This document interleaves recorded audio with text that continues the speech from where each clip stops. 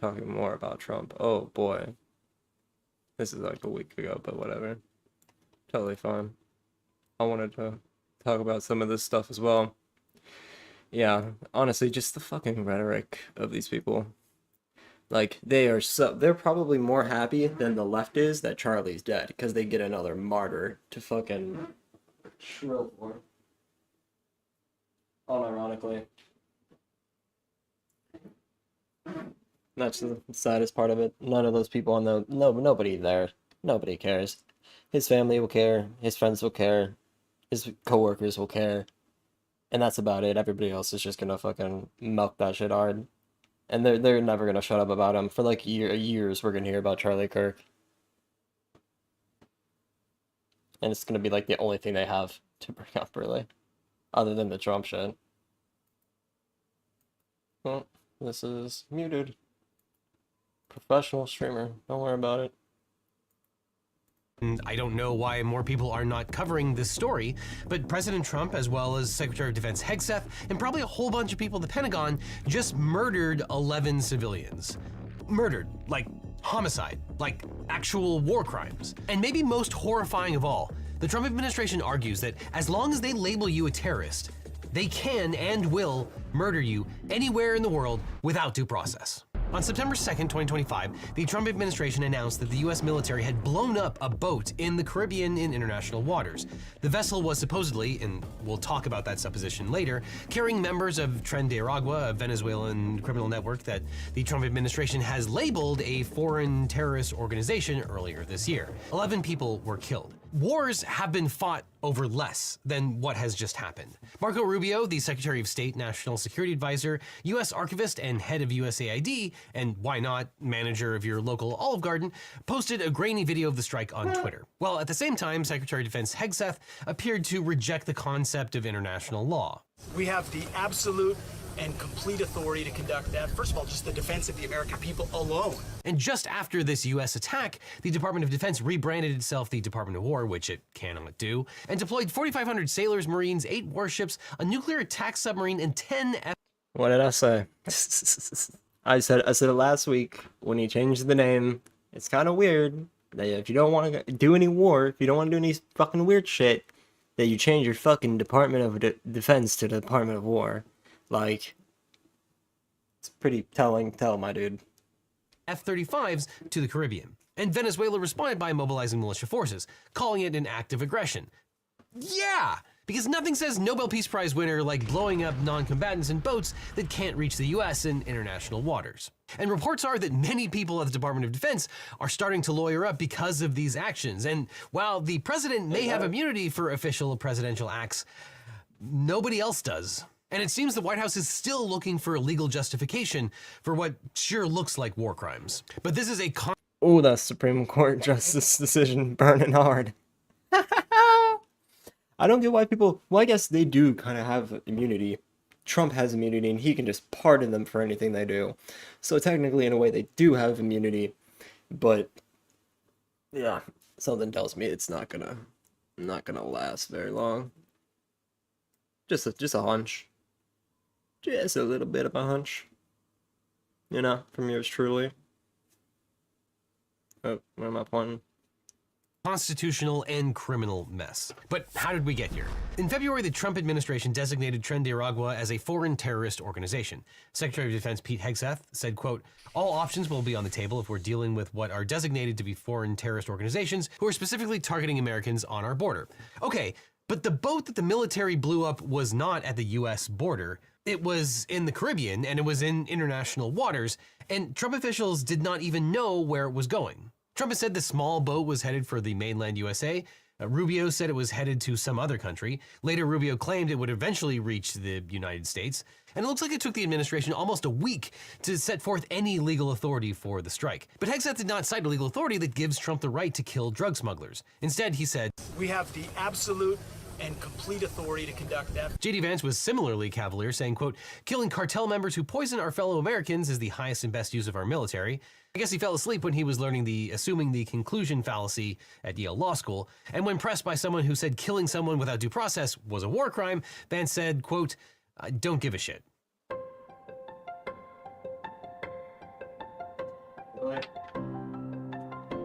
know that's Nad. That ain't not Nad. Oh, look at that. Look how beautiful that house is. Oh, look at that. What is this? Arrowwood? And even Senator Rand Paul real understood estate. how dangerous that statement was. He said, Oh, quote, just for real JD, estate. I don't give a shit Vance says killing people he accuses of a crime is the highest and best use of the military. Did he ever read To Kill a Mockingbird? Did he ever wonder what might happen if the accused were immediately executed without trial or representation? What a despicable and thoughtless sentiment it is to glorify killing someone without a trial.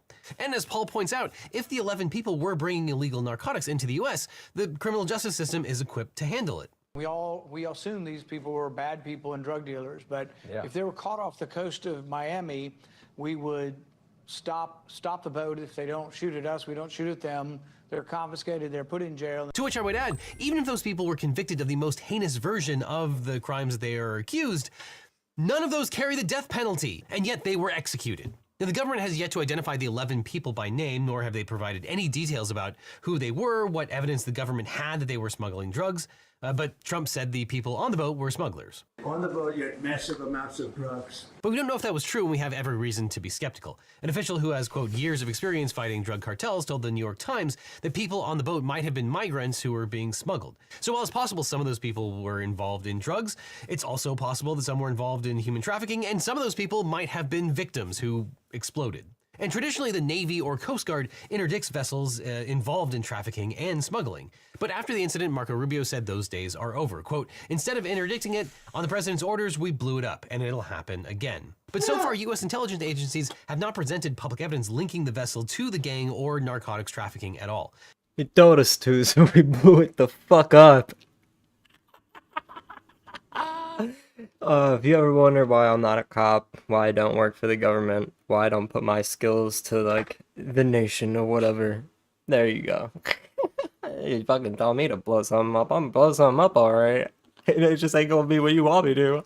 The video of the explosion doesn't show who was aboard, whether they were drug traffickers, or whether the drugs were even present. And some intelligence assessments contradict the White House's claim, suggesting limited evidence of Venezuelan government coordination with the gang. Historically, U.S. presidents have referred to a war on drugs metaphorically, but now apparently Trump is applying a wartime narrative to justify acts of violence to criminal suspects, none of whom have been convicted of anything. So first we'll start with the big constitutional question. Qualify, that is specifically in this case where you are ordered to just bomb a fucking boat of likely civilians. Like, yeah, no, my dude, I'm not doing that. You confirm they got weapons and that they're militants? Yeah, sure, whatever, fair game. That's war. Where was the miscommunication on this shit, though? Like, what the fuck? Like, I wouldn't, for a second, just follow an order like that and just be like, fuck it, why not? YOLO. Fuck it. I'll get pardoned, it's alright. Does the president have authority to do what is basically an act of war?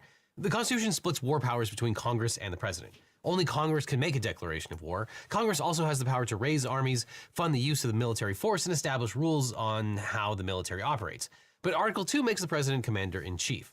The commander-in-chief is in charge of the Army, Navy, and state militias once Congress declares war. Now, Congress does not need to formally declare war. It can authorize force through legislation. Historically, this has taken the form of declarations of war, such as in World War II, or authorizations for the use of military force, known as AUMFs. The most important modern example is the 2001 AUMF passed in the wake of 9/11, which empowered the president to use force against those responsible for the attacks and their associated forces.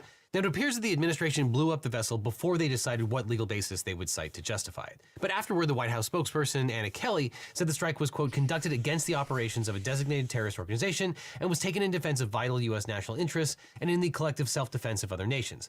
Kelly's statement references two things, the 2001 AUMF and the UN's law of self-defense. We'll get to self-defense in a few minutes, but first let's talk about the 2001 AUMF. The 2001 AUMF authorized the president to, quote, use all necessary and appropriate force against those nations, organizations, or persons he determines planned, authorized, committed, or aided the terrorist attacks that occurred on September 11, 2001, or harbored such organizations or persons in order to prevent any future acts of international terrorism against the United States by such nations, organizations, or persons. The AUMF gave the president broad authority to use military force without geographical limits, not just as retaliation for 9/11, but for the prevention of future terrorist attacks. And presidents have steadily expanded the reach of the 2001 AUMF by Stretch that bitch. The one thing I always tell people, So you can't give humanity an inch, because they will stretch it a mile. applying the concepts of associated forces. Now, that phrase does not appear in the text of the AUMF, but administrations have used it to justify strikes against groups that were not involved in 9/11, but were deemed aligned with Al-Qaeda or the Taliban. Representative Barbara Lee was the lone member of Congress to vote against the original 2001 AUMF, warning that it granted a blank check for war. And over the years, she consistently pushed for its repeal. And using a 24-year-old AUMF to justify military action in 2025 seems to prove her point. In 2023, Rand Paul and then Senator J.D. Vance co-sponsored the End Endless Wars Act, which would have repealed the AUMF, but the vote stalled in the House. But Vance is apparently cool with it now, though, even though its application to a No morals.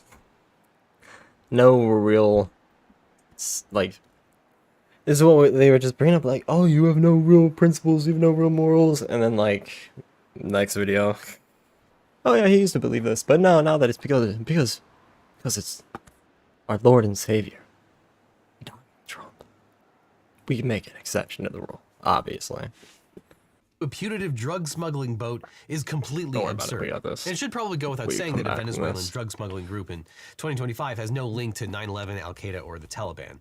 Tren de Aragua, if they were involved, is not plausibly an associated force in the way that Al-Shabaab or Al-Qaeda in the Arabian Peninsula might be. Even the associated forces theory doesn't cover the drug boat because it would have to be connected in some way to the armed conflict that began in 2001.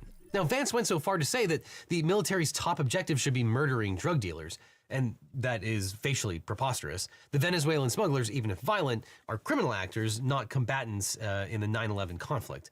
U.S. drug interdiction operations are already governed by domestic criminal law, and the U.S. already works in conjunction with international law enforcement organizations to stop trafficking and smuggling.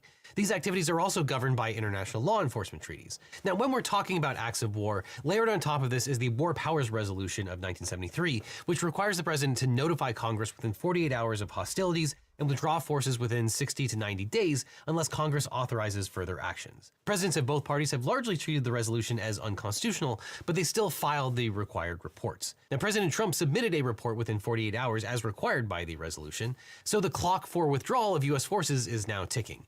But tellingly, in the War Powers report on the boat strike, the only legal authority Trump cited was his broad Article 2 powers.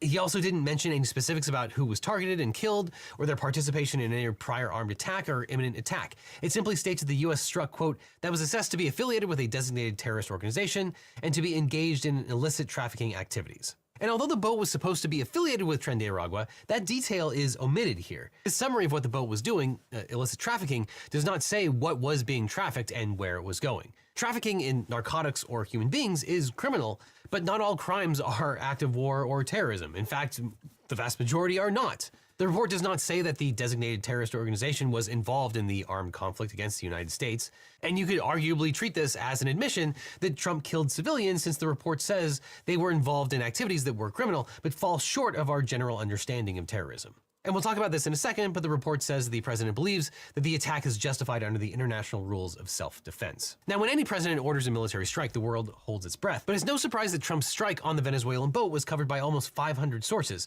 with about 30% of coverage coming from the left, 45% coming from the center, and 25% coming from the right. But when you examine the headlines, you start to see some very different frames.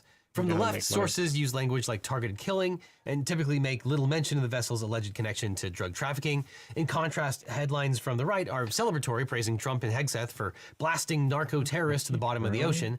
And from the center, sources typically focus on the Trump administration's blatant violation of international right-to-life laws. Now, the headlines that you read first have immense power to shape how you understand the news, and that's why I like to see the news from as many angles as I can with the help of today's sponsor, Ground News. Now, right now, they're offering Legal Eaglets 40% off their unlimited Access Vantage subscription, and you can scan the QR code or use the link in the description to get the discount for a limited time.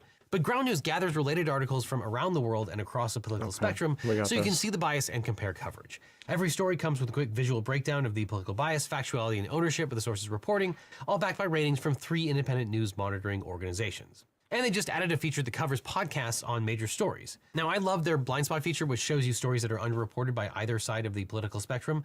like the related story of President Maduro of Venezuela calling for dialogue and peace after the strike. But you never would have seen the story if you only get your news from left-leaning sources, as 63% of the coverage comes from the right and 33% from the center. But that's why Ground News is my favorite way to get the news. And as a legal eagle, you can save 40% off the Ground News Vantage subscription by scanning the code on screen or clicking on the link down below. This subscription gives you unlimited access to every feature, including the Bias Insight tool and blind spot feed. By subscribing, you'll support an independent news platform working to make the media landscape more transparent and balanced. So click on the link below or scan the code today, or I'll see you in court. Now, the Constitution allows the president some leeway to use force without Congress. Generally, the president's Article 2 powers have been understood to mean that the president can repel sudden attacks without waiting for approval. This authority covers situations like the attack on Pearl Harbor and strikes on American embassies or consulates overseas. The logic is that the country can't afford to wait in the face of an ongoing assault. But Trump argues that he doesn't need Congress's approval in this case because the Constitution gives him sweeping power to use the military. Now, over time, the Justice Department's Office of Legal Counsel has developed a framework to justify the use of force under Article 2. Yeah, that's what we're talking about. This is starting to sound like a me video. It's like, well, let's talk about it. It's a really actual definition of it. It's fairly broad in some contexts. I think we're gonna apply the OLC somewhere. created a two-part test for Article 2 uses of force. First, there must be an important national interest at Dude, stake. like, past me to just be like, oh yeah, sure. Now he won.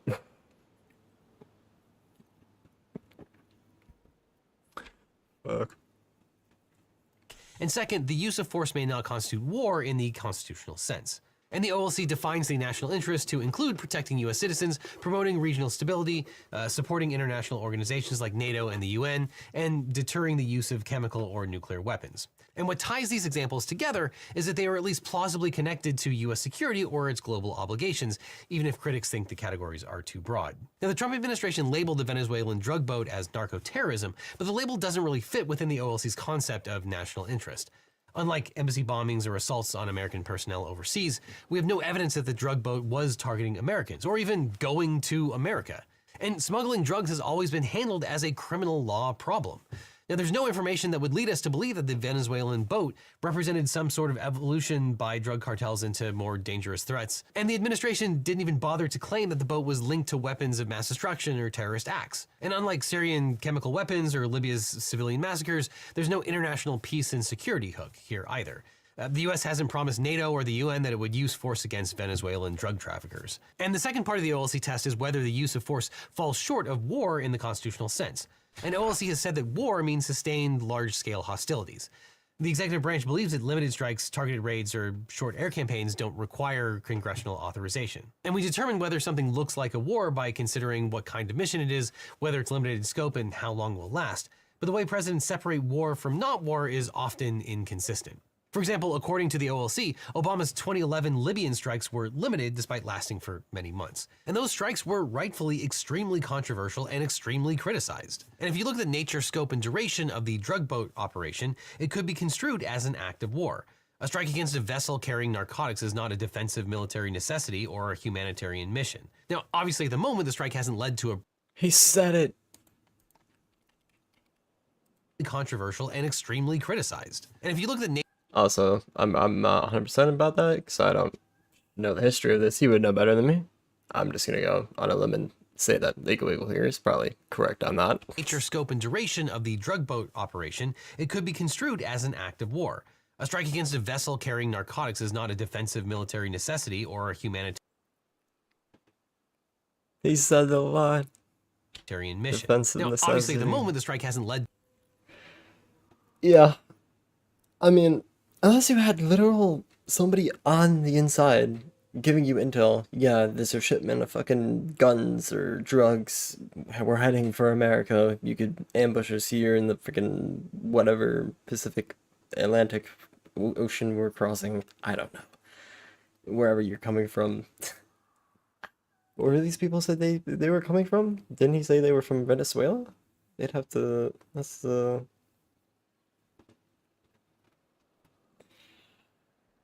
We're the way, fucking Venezuela. Where would you have to take? Would you go east or west for that?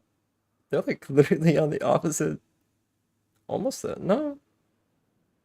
I can't remember where the fucking Venezuela. Am I blanking on that? Isn't it?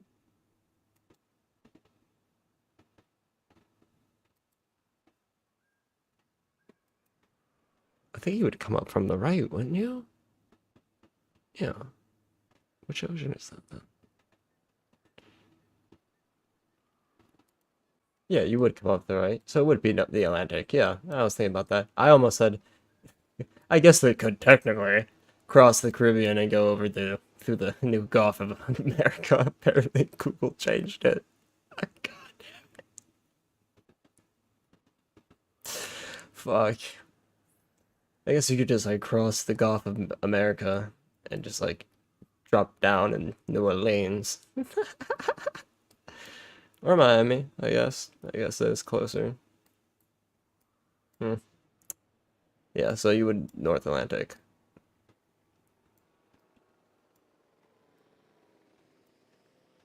Yeah.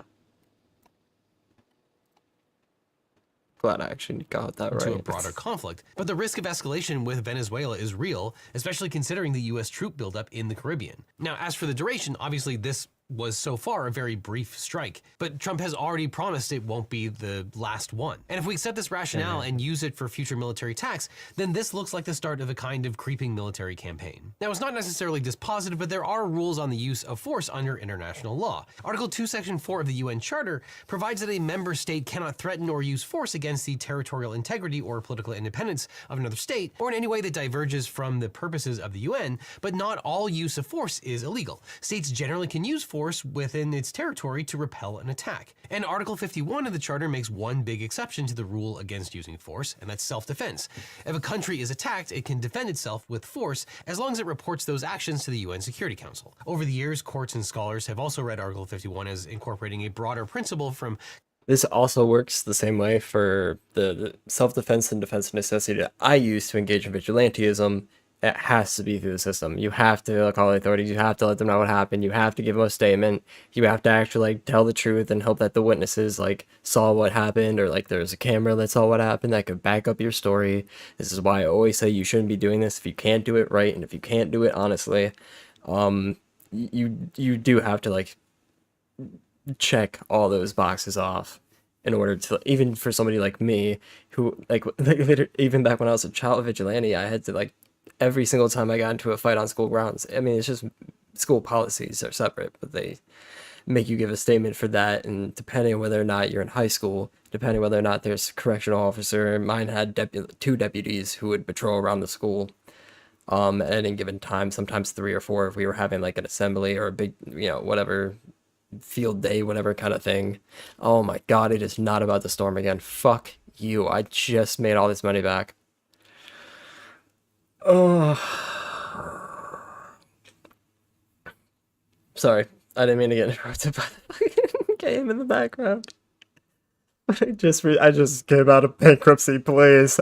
Stop storming. It's like the 4th storm we've had so far, and I'm like fucking an hour into this fucking game, but no, it's for the defense of necessity and self-defense. Same thing. I use the same thing. You have to like clear that with people.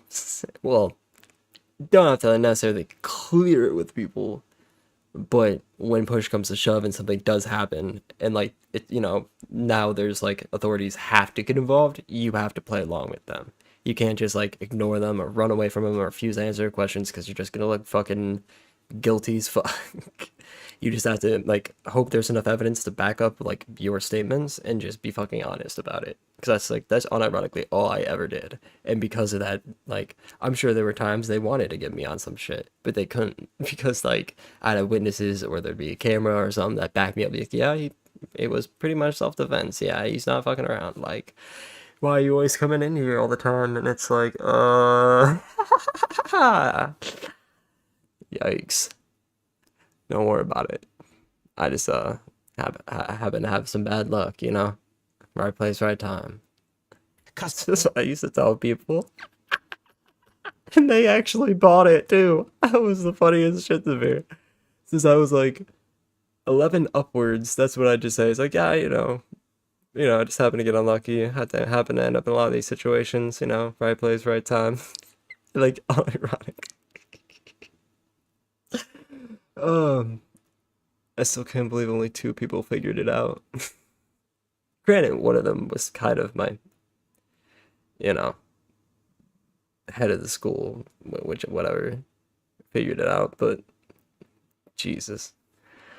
I don't think this current event with the 11 people, obviously fully not justifiable. I can't even begin to even try to, like, unless they knew for like insider information, like, for sure, maybe, yeah, I can see that. But I'm not sure if they were working on any intel knowing this administration. Like, they might have just saw some brown people driving a boat and said, fire! Right? Like, unironically, that could have been it, for all I know. So, yeah, not good. Fucked. Super fucked. RIP to the 11 people. Customary international law that self-defense must be both necessary and proportionate to the Okay, how do I survive the fucking winter? Winter's coming.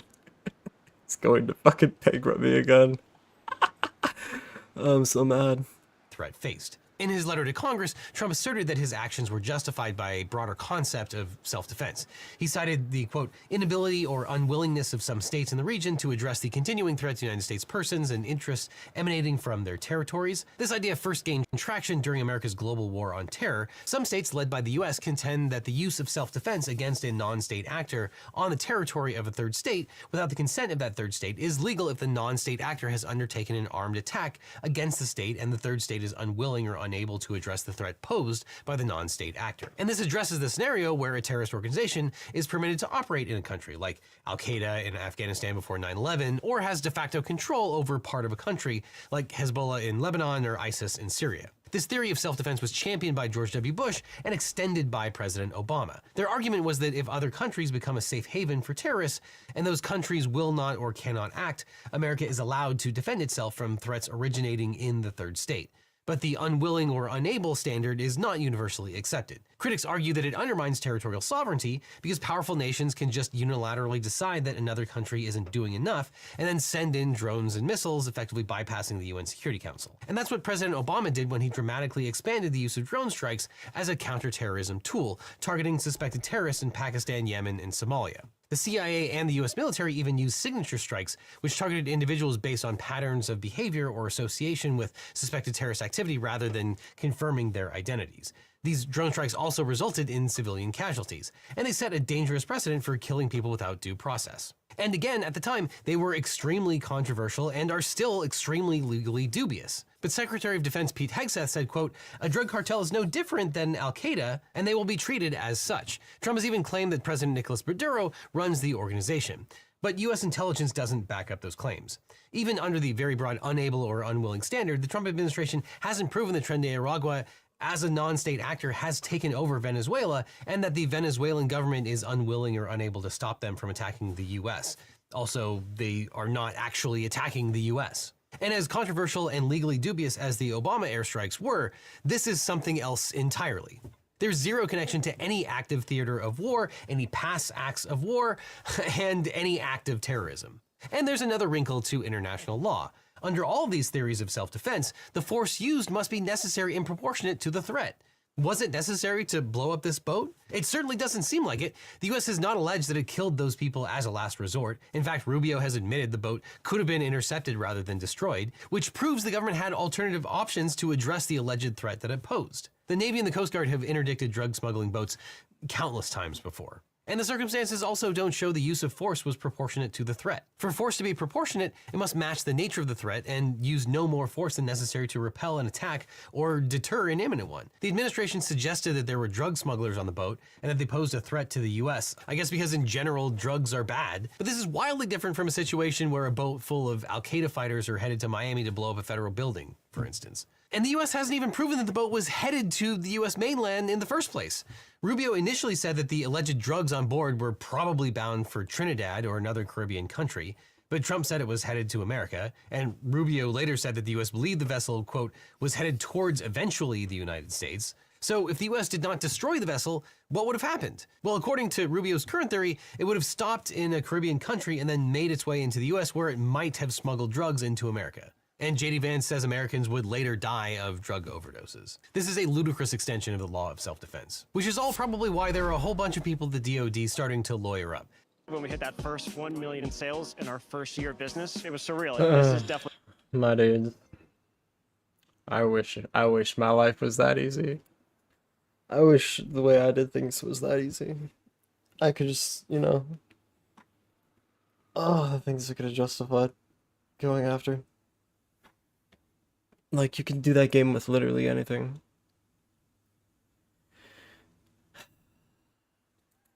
President of the United States, ladies and gentlemen. Because the Supreme Court gave the president immunity for most acts done as part of his official duties, and although the president could be impeached, Trump is shielded from domestic criminal or civil liability, but that protection does not extend to anyone else in the chain of command. And among other things, the U.S. War Crimes Act criminalizes murder. 18 U.S.C. section 2441 defines murder as, quote, an act of a person who intentionally kills or conspires or attempts to kill or kills, whether intentionally or unintentionally, in the course of committing any other offense under the subsection, one or more persons taking no active part in the hostilities, including those placed out of combat by sickness, wounds, detention, or any other cause. So it is a federal crime to intentionally kill or even recklessly kill people who aren't taking part in hostilities, including those incapacitated or out of combat. And I can't believe I even need to say this, but the government can't murder criminal suspects. As attorney Ryan Goodman pointed out, quote, DoD has long-standing view that assassination and murder are part of customary international human rights law that applies to U.S. military action beyond U.S. borders. And as Scott Anderson, writing for Lawfare, points out in a great Lawfare article as usual, quote, Congress has enacted several statutes that make certain overseas violence with unique nexus to the United States a federal crime. These include prohibitions on murder of U.S. nationals in foreign jurisdictions, 18 U.S.C. 1119, murder by or against a U.S. national in places outside of the jurisdiction of any nation, 18 U.S.C. Section 7 and 1111, conspiracy within the United States to murder persons outside the United States, 18 U.S.C. 956, and war crimes by U.S. nationals or service members, 18 U.S.C. Section 2441. On their face, several of these prohibitions seem potentially applicable to overseas U.S. military operations, including the strike pursued by the Trump administration. But obviously, it's complicated. Though this isn't the first time the government has had to wrestle with potential criminal liability. So Anderson continues, quote, executive branch lawyers wrestled with several of these same statutes in 2020 when the Obama administration was considering a lethal strike on Anwar al-Awlaki, a Yemen-based leader of Al-Qaeda in the Arabian Peninsula, who also happened to be a U.S. citizen. In a lengthy legal opinion, the Office of Legal Counsel concluded that none of the statutes in question prohibited al-Awlaki's killing. In their view, even where they do not expressly limit themselves to cases of unlawful killing, the murder and conspiracy statutes incorporate a well-established public authority exception that omits lawful governmental actions from their scope, including military actions. The war crime statute, meanwhile, directly incorporates the definition of a grave breach from the Geneva Conventions, which does not apply to lawful military operations. Both of the exceptions applied to the anticipated military action against al-Awlaki for essentially the same reason, because he was a lawful target under the international law as traditionally applied by the United States. But here, there's just simply no way that the people in the Venezuelan boat were lawful targets under international law. Now, given that the current administration obviously won't prosecute itself, and even if it would, I don't have any faith in the current Supreme Court to allow such prosecutions to continue, so there probably won't be any movement anytime soon, if ever. But a different administration could take a harder look. And it's obviously not the first time that a president has. And so they should, if anything. I said to be damned with the immunity. That's what I say. As soon as he's out of office, first thing you're getting rid of is that immunity. 100%. Yeah. That was... Oh god, I give my fucking left arm to have full criminal immunity under the actions of a vigilante. Oh god. Not really, but I don't really need it. But it'd be nice to have, just in case. You know what I mean? You know, like, what if I fuck up royally and I don't stop the building from blowing up and it falls over and kills 100,000 people? They try to put that shit on me. Like, that's where you need immunity. You need immunity from those fucking Soviet Accords. This is what I need. They're coming for me. Has conducted dubious airstrikes, with President Obama's airstrikes being particularly dubious. But this strike, and potentially those in the future in the Caribbean, seem different as a matter of kind. This was a targeted assassination of defenseless non-combatants who were not terrorists under any reasonable definition of the word, who were likely not coming anywhere near the US, who were not engaged in capital criminality, who were nowhere near a theater of war where there's no colorable national security interest, and for which there was no legal... He's making a break for it, chat. He's trying to get away. Oh, get him. No, he's running. Good job. No. I need you to pick his fat ass up for me, my dude. Oh wait, no, this is not how you do it. You need transport. Okay. Get in there. I accidentally released him out the back door. We're not gonna talk about it. You just say it's a good thing he had that trait. The gentle trait or whatever. I guess I could have just let him be out. I was afraid he's gonna walk off the cliff though. He'd just be gone forever. There you go. Look how cute he is. In your new home. Okay. You're lonely? Me and you both, brother. Alright, back to this. Legal justification for days. So if this is a reasonable use of Article 2 military power, there are simply no limits on the president's use of the military on foreign soil ever. Now, if you committed war crimes, you're gonna want a good lawyer. Not me, maybe somebody else, I guess. But if you need a good lawyer for some other reason, then I know a guy. Now, after I started this channel, every week I'd get hundreds of comments and emails from viewers who are dealing with legal problems. And they'd ask, can you help me find a lawyer? How do I know if this attorney is any good? And there's a massive gap in our justice system. It's that people don't know how to find the right lawyer for their specific situation. They're scared, they're overwhelmed, and they end up doing nothing or hiring the first attorney who calls them back. And that really bothered me. So I started to wonder, what I think this is just the end of the video.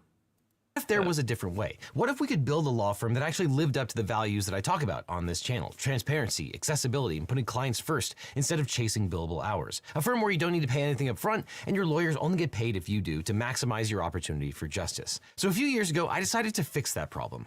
I decided to start my own personal injury law firm. And honestly, it wasn't an easy choice. But I realized I was in this unique position. I had this platform, this community, and the experience. Not to get rich, trust me, there are easier ways to make money than starting a law practice. But we did it because access to justice shouldn't be a luxury. Because finding the right legal representation shouldn't feel like playing Russian roulette with your future. And when you work with my firm, you're not just getting a lawyer. You're getting a team that understands that behind every case is a real person with real stakes. If we can't represent you, or you're in a state where we don't practice, we'll take the time to try to match you with an attorney in my personal network of lawyers. A national network of some of the best lawyers in the country who actually specialize in what you're going through, located right where you are, not just whoever happens to be available. So if you're dealing with a personal injury, a car crash, a data breach, sexual harassment, a social security or workers' comp issue, give us a call at the number on screen or click on the link below. Now, I can't represent everyone that watches this channel. I wish I could, but what I can do is make sure that when you need legal help, you have somewhere to turn to that you can trust. So whether it's me handling your case or the incredible attorneys we partnered with, you'll get the same principles of honesty and education that we bring to every video. And if you're dealing with a legal issue and you're not sure where to start,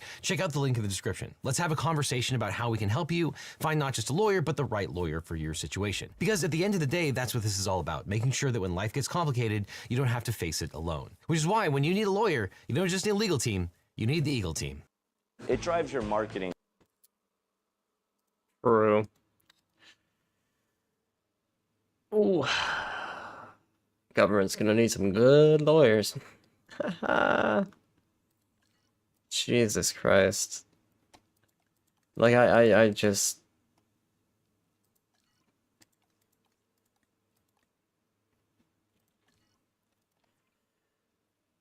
coming off of the Charlie shit, it's just, it is what it is. It's kind of hard. You kind of see why Destiny is hesitant to like actually condemn it, the left side of it, when the right is literally out here doing shit like that, and none of them are gonna condemn it. They won't. They'll say, "Oh yeah, they were drug dealers. That's what Daddy Trump said." And that's all they'll be able to say, unironically.